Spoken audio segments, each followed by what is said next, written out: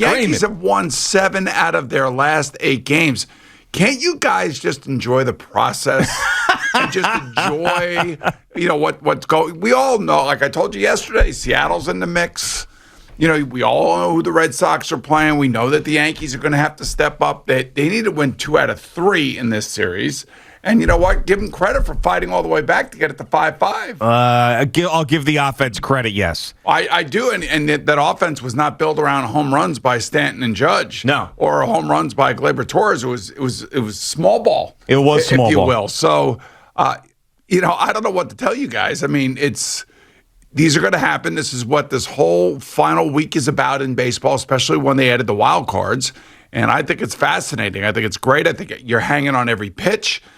You're watching, guys try to go out there and play at a playoff level. The Yankees have been playing at a playoff level the last 7 or 8 games. Let's face it. Yeah. And even last night it was a playoff level. And unfortunately, Bo Bichette had his night. Yeah, he did, and Simeon, it's another home run. Springer's very good. So, of course, you're disappointed in Garrett Cole. Everybody is. When he's your ace, when he makes the money he makes, the whole argument that Al and Jerry were talking about, you want him to be better in this particular game. Okay, so what was their actual argument? All right, so let's screw all you people. Suck it up and shut up, You piece of shit. Oh, my God. That was it right there in a nutshell. Was it? Let's see, Al, I'll try to explain it from the listener perspective. You tell me if I'm off base. So basically, after listening to the overnight show, and Al is just roasting Garrett Cole on a spit for being the ace and the $30 million guy, and how could you be so bad? Al is hearing this, and he comes in. He's like, well, wait a second. You're going to lose some games. I don't care how much money you make. These things are going to happen, whether it's May, whether it's now. You're not going to win every freaking game. And then Sal's point was, you have to be better. I'm not saying throw a no-hitter, but you got to be better than Garrett Cole was. You can't come out 2-run homer before you sit down in your seats. So that was the argument back and forth, that Al doesn't think that the expectation level should be so high because baseball is such a sport where everybody runs hot and cold all the time. Yes, there's 162 games. So you're not expecting anybody to be great 162 games. So this happens. Yeah, there's a problem with that, though. The last 3 games, he's not been great. It's the last 3 games, not just last night. And even that Friday night in Boston, he wasn't great. The Yankees got out to such a big lead that, you could have been pitching on the mound with your little bruised shin, and you probably would have won. That was cruise control. And you remember the stinker he had against Cleveland. Yeah. So, I understand the arguments, and if I'm not a hardcore Yankee fan, but if I were. But you're a casual Yankee fan. Yes. Well, no, I'm not even a Yankee fan. Oh, okay, I'm just sitting here trying to be unbiased and objective about the whole thing. The Yankees. What? Hi, my name is Boomer, and I love the Yankees. The Yankees? Okay. The Yankees? All right. I do love The Yankees. Yeah, okay. So that an edit? I would be ticked off at Garrett Cole. Yeah. I would be, because ever since they took Spider Tack out, he has not been the same player. I don't care what anybody says. Well, he did go on a great run there afterwards. He might have there against some crappy teams. I don't know. I'd have to go back and look exactly at the teams. But this is September, man. This is where legacies and Monument Park kind of crap is taken care of. That's what Stanton is doing. That's what Judge is doing. And quite frankly, I would tell you the most the highest paid guy on the team is not doing his job. He's just not doing his job. Yeah, and I want to give some credit to the Blue Jays. They're a great hitting team, and they're very, very good. So we can't just forget that they're out there. I mean, for crying out loud, they were so fired up. I just want you to remember that. When Kirk Cousins plays against another team, the other team is usually a pretty good team. Like this week, they play the Browns. It's a really good team, and they get paid too. I just want you to remember that sentiment that you just gave me about Garrett Cole and about how good the Blue Jays are. Just want you to remember how good the Browns are. You're never going to change my mind on Kirk Cousins, but it's fun that you try. It's cute. All right. But the what I'm saying is with Garrett Cole, he couldn't get that slider over for a strike last night, and then he starts laying in these fastballs to these guys who can mash, and that's what happened. So CBS Sports Network just played the highlights of a couple of the big hits last night. If they could roll that again, please, and I will talk to the radio on it through it. The Simeon home run. 97-mile-an-hour fastball, boom, right there. It's like we're talking about on a tee. Ready? Bang! Right there, middle of the plate, 97. A guy who's got over 4 in Springer, same thing. Inner half, 97. Bang! Right there. Bichette was up. It was up, but still middle of the plate, 96. Those pitches, these guys are going to hit every freaking time. Every time. So that's the problem I have with Cole last night, was the fact that he wasn't good. These guys took advantage of bad pitches and bad spots, and it was, to me, it was absolutely on Garrett Cole last night. Yeah, I agree. It was on him. And, quite frankly, it's been on him for, this month of September. He's supposed to be the ace. He's supposed to be, the Ron Guidry, the Roger Clemens, the guy that's at the top of the rotation that's supposed to be winning these games in September. That's all. And you combine his, big free agent salary. This is what you get. It's called expectations. You've gotten your career to a certain point where you became one of the highest paid players in the league, and you're playing for one of the highest paying teams in the league, and you're playing for a fan base that is. I'm going to put it nicely. Yeah. Not only critical, but they can be downright mean and nasty if you don't get it done when you're getting paid that kind of money. They're even mean and nasty to people that, making minimum. Sure. Just they want to win. Look at Gary Sanchez, look at Gleyber Torres. Those are, exhibition 1 and 2 because those guys are still in arbitration years and things of that nature. But I'm just telling you that his performance here in September, if he is the pitcher that you think he is and that you paid for, then, he's got to be way better than he was last night. And I know, because I love when you talk baseball, up in the zone. Well, it's true, though. I know. He's catching a lot of the plate. That's sports talk. That's sports talk radio. And I hate talking about. We know what he couldn't do last night. Right. All you have to do is listen to David Cohn. He'll tell you. But I'm sorry. It's just it comes with the territory. Joe Judge. It comes with the territory. Francisco Lindor. It comes with the territory.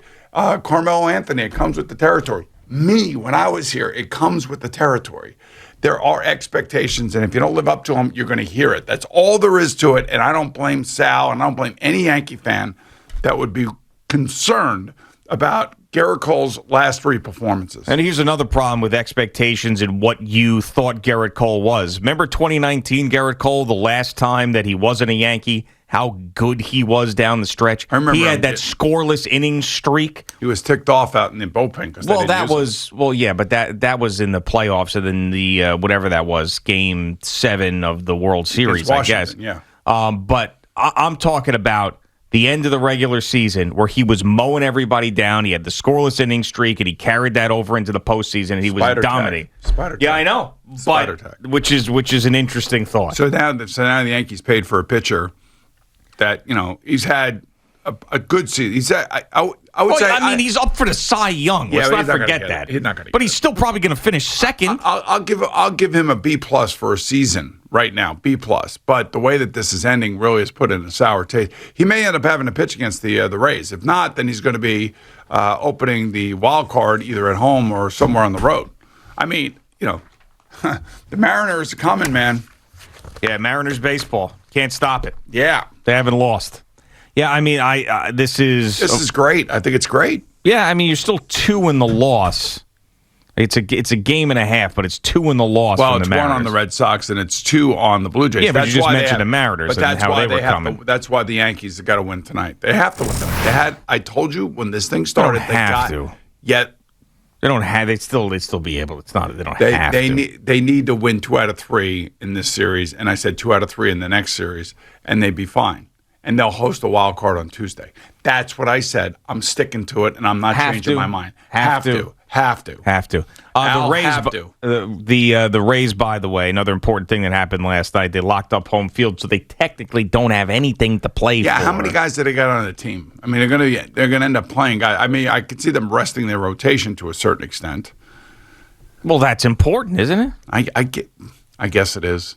But why don't you want to admit that? But gee, it's baseball. It's baseball. It's very unpredictable. It is very unpredictable. But what are we supposed to do? Just say that over and over again? We only have an hour show. What you have to say. You have to say it's unpredictable. Yeah, but I'm just telling you, they needed to take 2 out of 3 from Toronto. They're right there. They can do that tonight. They're going to be going against one of the best pitchers in the American League. I know that. But this is where the rubber meets the road, as they say. They've had this great 7-game winning streak. If you told me that they were going to win 7 out of every 8 games, I would tell you they'd be world champions. That's fair. It's a fair statement. That's a very fair statement. Yeah, but this whole thing about, well, this matchup is this and that matchup is that, and now they're going to be favored and not favored. I mean, how many times have we seen it? Chris Sale against the Baltimore Orioles the other day. That didn't work out. Garrett Cole last night thought the Yankees had a better shot last night than they do tonight. The Yankees lost last night. Give the Yankees credit. They got it back to 5-5. Yeah, sure. I mean, that's the thing. I mean, and their bullpen has been basically money since they added all these guys. Loizica, too, back. It was great looking great. Yeah, so which is huge. They're locked and loaded right now. They are healthy. Maybe, I don't know what is going to happen with Gallo. He got hit on the wrist. I don't know what his story X-rays, is. we don't know yet. Just one less strikeout in the lineup, basically, is what it is. Those two guys, man, overall. I mean, Rizzo made a big splash. Very disappointing. He is not. He's contributed zero since that after the COVID situation. So let's say that our man Gallo's not doing well, and they need to give him a day off. What do? They put Stanton back out in the field and Voit now the DH. Yeah, I mean that's one possibility. Yeah, I mean interesting. I just when those moves were made, it seemed like that was the jumping off point for the Yankees.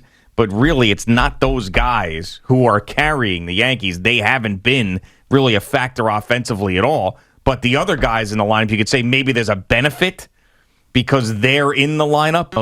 Balance and whatever you want to say for Judge and Stanton to... Oh, you mean like when they added left-handed sticks to the lineup? Yes, I don't know. I don't know what to say. But both those guys, I mean, I was thinking like Rizzo... This is why first impressions are very key. Yes. Rizzo does not get criticized at all. Because when he got here, he was great. Remember? I mean, he was hitting the ball all over the place, home runs, whatever. He plays a pretty flawless first base, much like Gallo plays a pretty flawless outfield, left field. Well, except for, I mean, there's been a couple he had the drop miscommunications. And last night, same thing happened again. You know, there's been a couple of those now. A couple of situations. But Rizzo's done basically nothing. And neither Gallo's done absolutely nothing. I mean, he has been. But we know that. I mean, I think he may have a touch of Tourette's because he has a lot. He does. No, that's a thing. Yeah, he has a lot of things going on and a lot of movement going on and stuff. He's very uncomfortable. He's talked about it. He does. I know. He just looks really uncomfortable to me. Yeah. Well, I mean, I think that he's someone that we knew was going to strike out a lot. You'd want some more production from him that you haven't gotten, but really, it's about tonight, trying to beat the guy who's probably going to win the Cy Young with that lineup that you know can mash. Giancarlo Stanton's going to have to do it again. Aaron Judge is going to have to do it again because without those two guys producing on a high level, it seems like they can't win. Thank you for watching. Please like, comment, and subscribe. And don't forget to hit the red bell so you're notified when we have new content.